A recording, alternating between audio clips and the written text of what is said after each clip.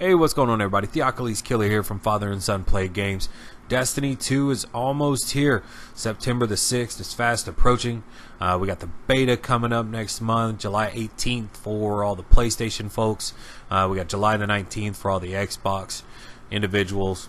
It's going to be an exciting time to get our first real feel of the game, the strike, how the character's movement feels and everything. So really excited about that. But with that being said, I wanted to take a few minutes just to kind of give you my personal review of Destiny 1 as a whole over the past 3 years. The things I felt they did well, things that I felt that they struggled with, things along that line. So sit back, relax. I hope you enjoy the video. If you do, hit that thumbs up button just to let me know I'm doing a good job. If not, if there's somewhere I can improve, please leave a comment in the section below. Hit the thumbs down. Constructive criticism is always welcome with me. I want to make the best videos I possibly can for you guys. So with that being said, I hope you guys enjoy it, and I will see you on the other side.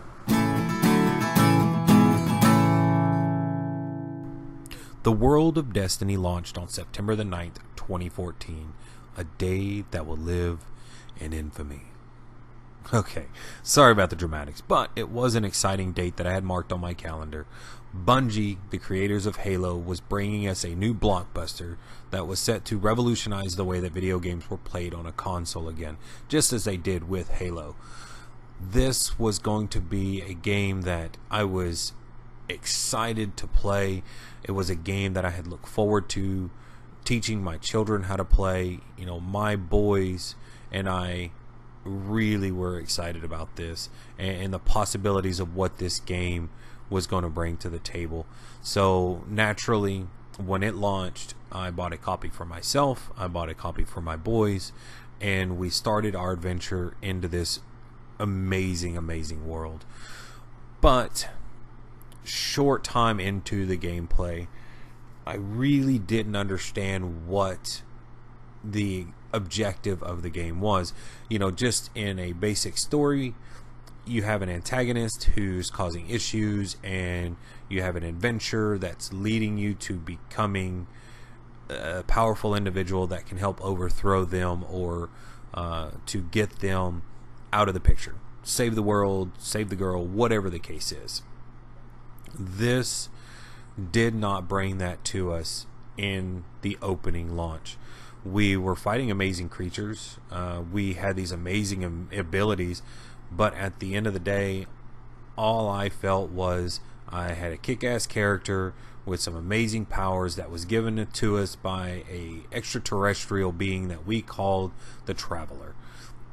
I was running around killing creatures called Fallen, creatures called the Hive, the Vex, and all I knew when I finished the storyline was I went and fought this black blob that I thought was the darkness, and at the end of it, it just felt lackluster. Then you had your raid that launched. Now mind you, the raid itself was absolutely amazing. It was well structured, well put together. It was definitely set to be a team event or a team activity, so that part of it was amazing. However, why we went into the Vault of Glass to fight Atheon still to this day eludes me, because there was no explanation as to what kind of issues was he causing. You know, why did we need to kill him, things along that lines, and it was kind of disheartening from a storyline perspective. Then 3 months later, on December the 9th, they released the first DLC, which was The Dark Below. They introduced Crota to us, which the trailers were absolutely amazing. It looked great. So when this dropped for us, I was really excited. Now, as far as the storyline goes, they had the basics. You had your antagonist. You had what issues he was causing, why we needed to kill him, and things along that line. So it was a step up from what we got with the initial game launch storyline, which was non-existent. But for the $20 price tag they put on it, it just seemed like they left a lot of meat out of the game. There was a lot of hidden lore in it, which you had to go to the internet to find. I would rather have seen them kind of try to fit that into the game a little bit better than what they did. But it was a step in the right direction. The storylines were short, they were brief, there wasn't enough of them. The raid, Crota's End, felt more like a strike than it did a raid. Easily soloable. I can't tell you the amount of time or hours that I spent playing Crota solo and two-manning Crota with the boys. But all in all, it was a step in the right direction. Then on May the 19th, 2015, they released the second DLC, which was House of Wolves.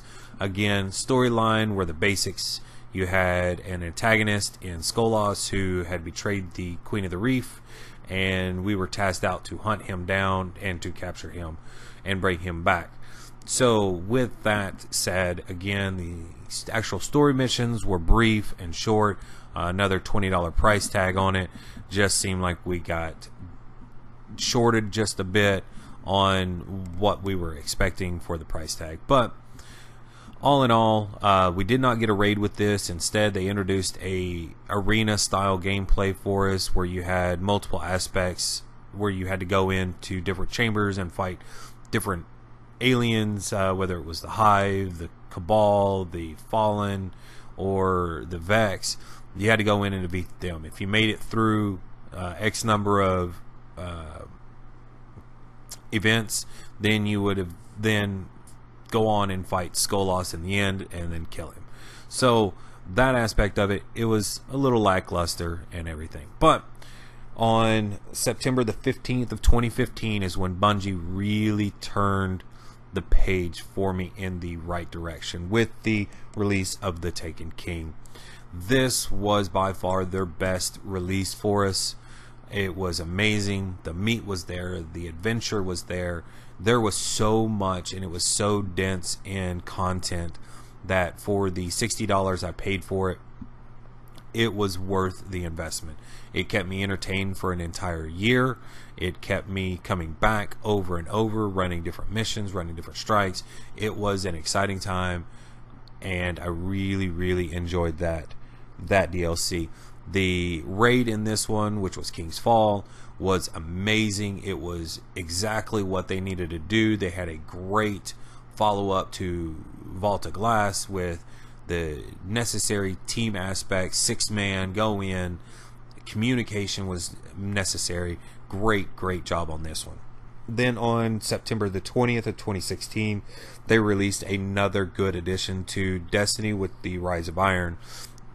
Great DLC here.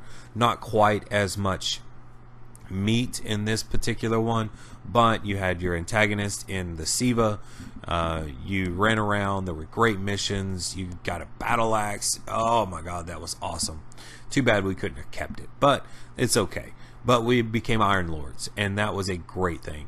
They did introduce my favorite story mission, where you went into the Siva chamber and actually fought the fallen Iron Lords with Jolder and the two other characters. It was what I like to see, and I want to see more of that in Destiny 2.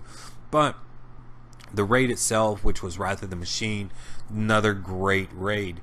Not quite as difficult as Vault of Glass or as the Taken King, but it was great. The mechanics were there.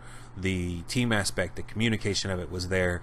That's what we continue to need to see in raids within Destiny.